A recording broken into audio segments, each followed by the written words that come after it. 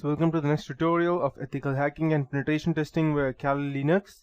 So in the previous tutorial we learned as to what social engineering is, who was the best hacker of all time, and how he normally used to go ahead and gather information. Before I proceed with the types of social engineering, I'd like to give you a great example, famous example of Kevin Mitnick as to what he did once. I won't name the company specifically because it was asked to go ahead and keep it anonymous. That's the reason. So what he did actually was that he went in some random telco company and telecom company, and he told the security guard that I'm the new guy and I have not yet received the ID card. I will be receiving it by tomorrow because I have not submitted the photo. So the guard thought for a moment that maybe he's lying and he did not. He was just trying to gain access. So the guard did not allow him inside the company. Only authorized personals were allowed. So what then Kevin Mitnick did was that he went ahead and took the name of one of the managers in different department and told that he was asked to come there from that manager. The guard can go ahead and contact him if he wants. And Kevin Mitnick even went ahead and did a fake call, and he tried to even go ahead and convince the guard that he was working in that company. And later the guard sent him inside. He went ahead and gathered all the information that he needed, and he cheated the whole company and then came outside.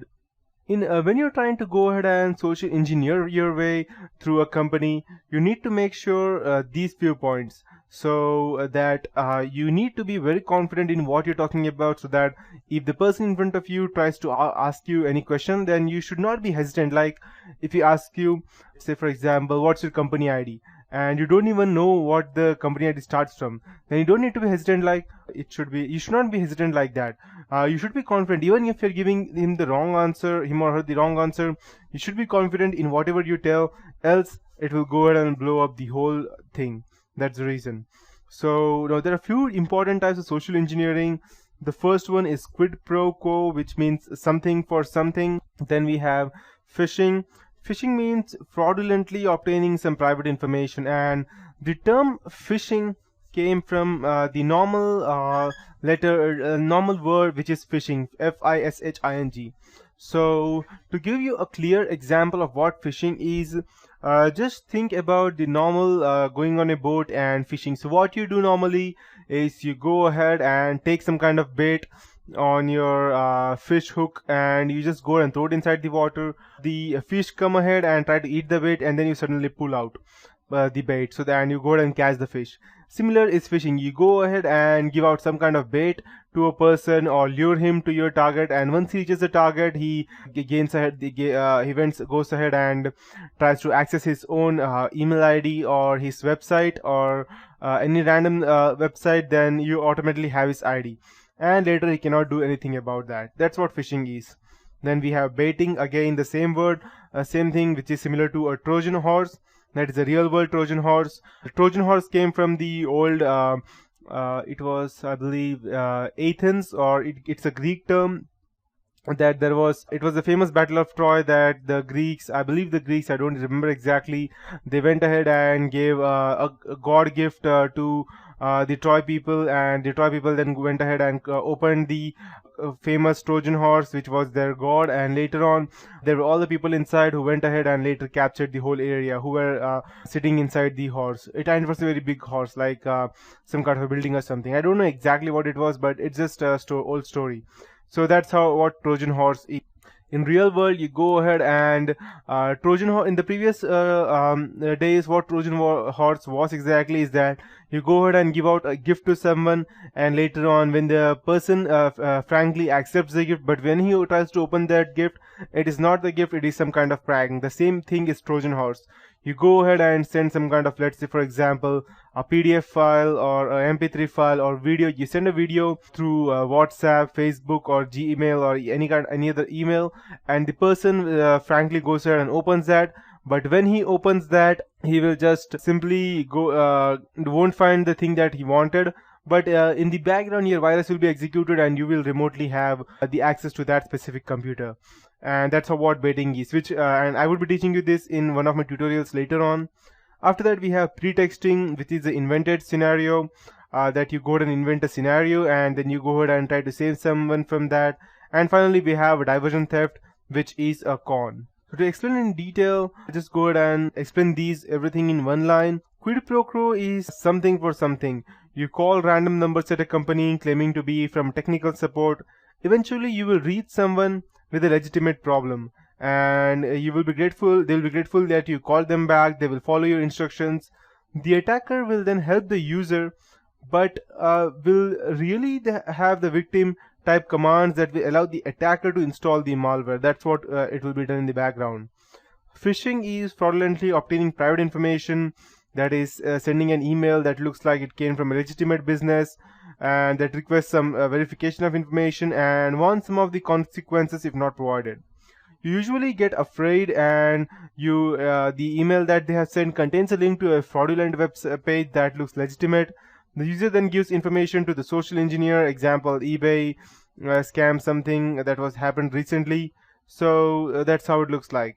After that we have spear phishing, specific phishing, that is email that makes claims using your name, and if anyone gets caught, then it's you, that means any other person acting on your behalf.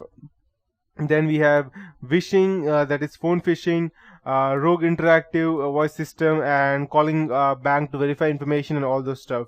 And finally we have baiting. Baiting is real world Trojan horse that uses physical media. It relies on greed and curiosity of the victim. The attacker leaves a malware infected CD or a USB drive in a location that is sure to be found.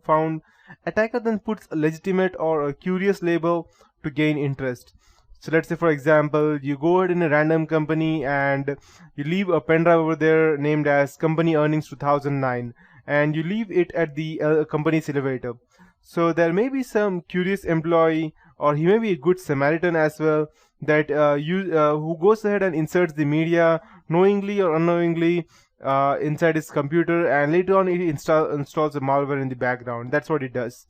Then we have pretexting, that is you go ahead and do some prior research or setup to establish some legitimate company, and you give out information that a user would normally not divulge in.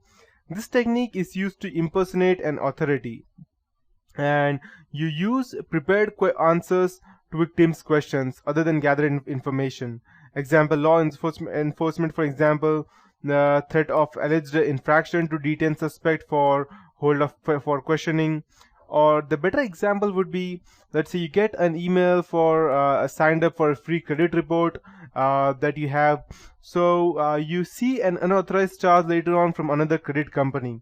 So you call to dispute charged, and that was asked for your credit card number. They insist that it was useless without the security code, and later on they ask for your social security number. Then you go and talk to the fraud department at the bank, and then you come to know that you were already duped some minutes ago. And finally we have a diversion theft, that is a con. A con is to persuade or deliver a person that delivery is requested elsewhere, that is around the corner. When delivery is redirected, attacker persuades delivery driver to unload delivery to the nearby address. Attacker parks security van outside a bank. Victims going to deposit money into a night safe are told that the night safe is out of order. Victims then give money to the attacker to put in the fake security van. Most companies do not prepare employees for this type of attack, and that's why they are fully vulnerable towards this type of it. So these are different ways of social engineering, and always you need to make sure that no matter how much you go ahead and patch your network or make your network secure, you always need, if you are in a company, you always need to make sure that the employees of your company very much let's say they know very well about these things, or that someone may try to go ahead and gain information. Even the concerned employee should not be allowed to go ahead and take their own ID cards outside the office. The reason being that if someone else sees the ID card, the ID number, they may even go ahead and use that to go ahead and gather fake information about their own company. So these are specific examples or types of social engineering.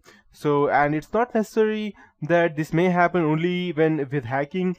People may even try to con you where there is no hacking involved, just by going ahead and gathering information, and later will come to know that you are the person who gave them the information, and you will be the one behind it, and that person may be long gone all the way.